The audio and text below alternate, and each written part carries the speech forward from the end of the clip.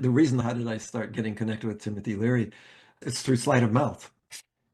Really? I don't know if you remember, but so Timothy Leary went to prison Right. for a while. And there's another guy that went to prison around the similar time, which was Gordon Liddy, one of the Right. so-called Watergate people. So Leary and Liddy, who were the completely opposite politically, both shared the experience of being imprisoned. And they were actually pretty good friends. We were on a Okay. tour together doing these debates.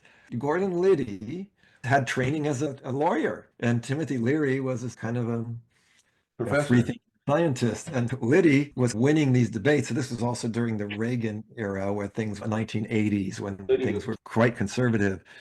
And I listened to, somebody gave me a recording of one of their debates. And I just commented on all the things I heard, the sleight of mouth that Liddy was doing, where he would actually, how would I say, he would reverse himself. Like he would say one thing. So he would be talking about states' rights, that the state was supreme and that that individuals needed to bow to the states. And Leary was talking about individual rights. But then Lydia at one point would tell some kind of a metaphor about how there was a time when the knights, the feudal lords, were trying to persecute people and they had the crossbow. And so this crossbow allowed them to. And I was like, but in his example, he was completely arguing for individual rights. But because it was a metaphor, nobody recognized it. The interesting thing was, to finish that part, is just that. So I think I made an audio tape where I just explained what I was hearing.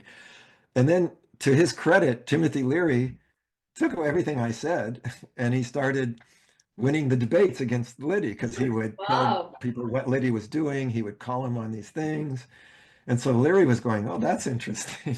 And so I met him, and then we started talking about NLP and hypnosis versus drugs and things. And he became very excited to realize you could make the same kind of changes without the drugs that you could using these other modalities. So that's why we were together. It was not to do actually with LSD. It was in fact, how could you accomplish the things that that people, these sometimes really life-changing things that would happen in a positive sense for people.